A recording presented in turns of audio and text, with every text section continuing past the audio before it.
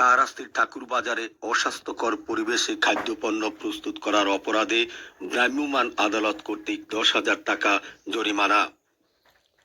27 November বৃহস্পতিবার উপজেলা নির্বাহী কর্মকর্তা নাজিয়া হোসেনের দিক নির্দেশনায় শাহরাস্তি উপজেলাধীন ঠাকুর বাজারে বাড়িয়া ফুড অ্যান্ড বেকারি প্রতিষ্ঠানকে অস্বাস্থ্যকর পরিবেশে খাদ্যপণ্য প্রস্তুত করার অপরাধে ভোক্তা অধিকার সংরক্ষণ আইন 2009 এর 52 ধারায় 10,000 টাকা অর্থদণ্ড আরোপ ও আদায় করা হয়।